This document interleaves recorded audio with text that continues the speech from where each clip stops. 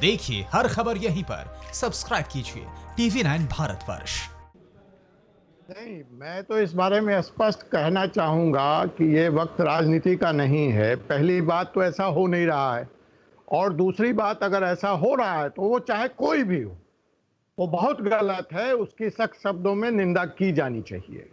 लेकिन जो अलका लांबा जी बार बार सोनिया गांधी जी की दुहाई दे रही हैं, तो मैं इनसे यह पूछना चाहूँगा कि आप 2 मई का या पता नहीं कौन सा खत बता रही हैं। अरे आप वास्तविकता पे बात कीजिए। पहली ट्रेन तो केरल से चली, पैसे वहां लिए गए, तो वो किसकी सरकार थी? दूसरी बात मैं कहना चाहता हूं, जब आप भारतीयों को कुवैत से उठा के लाए थे ईरान इराक खाड़ी युद्ध में, तो आपकी सरकार थी। आपने तो एनआरआईओ से पैसे लिए थे।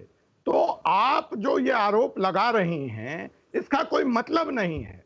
और मैं यहाँ पे एक बहुत ही सुझावपूर्ण बात करना चाहूंगा। मैंने कांग्रेस की सरकार में एज एनआरआई एसोसिएशन प्रेसिडेंट इनकी सरकार से यह मांग रखी थी कि जिस तरह से एनआरआई के वापसी के लिए हमारे पास ईसीएनआर की व्यवस्था है, आखिर इन माइग्रेंट लेबर्स के लिए ऐसे आपदा के समय में ऐसी कोई व्यवस्था कांग्रेस की सरकार ने क्यों नहीं की?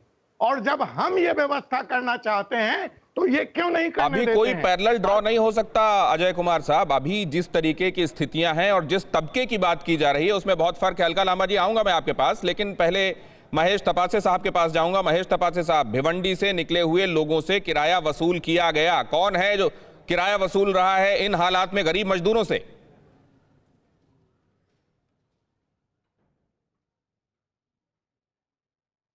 आवाज नहीं आ रही है सर आपकी। सर आपकी आवाज नहीं आ रही है, मैं इसको सुधारने के लिए कहता हूं। तब तक मैं जरा खुराना साहब के पास जाऊं। खुराना साहब, ये मैं कम से कम जो देख पा रहा हूं वो ये देख पा रहा हूं कि मिनिस्ट्री ऑफ होम अफेयर्स ने अपने सर्कुलर में ये बात कही है कि क्या नियमावली होगी जिसके तहत ये ट्रेन चलेंगी, 34 ट्रेनें, और 34 ट्रेनों को चलाने के लिए टिकट वितरण की जो व्यवस्था होगी वो क्या होगी, ये लिखा हुआ है। इसके बाद भी कहीं कोई एम्बिग्विटी की गुंजाइश रहती है क्या? मेरे विचार से तो कोई एम्बिग्विटी नहीं है। जो भी सब रूल्स हैं वो क्लियर हैं कि जो स्टेट्स के मांगने पे ट्रेन चलाई जाएगी, जो दोनों स्टेट्स हैं, सेंडिंग स्टेट और रिसीविंग स्टेट, तो और जो रेलवेज का लेन देन है वो स्टेट के साथ में होगा। और ये भी बात क्लैरिफाई कर दी गई है कि 85% रेलवे वहन करेगा और 15% उसका जो है वो स्टेट से लिया जाएगा। Sending state, railway sending state से लेगी और सेंडिंग स्टेट उसके बाद में कहीं से उनसे वसूल कर ले जो कि रिसीविंग स्टेट है। तो ये तो बहुत क्लियर है, इसमें कोई वो डाउट नहीं है।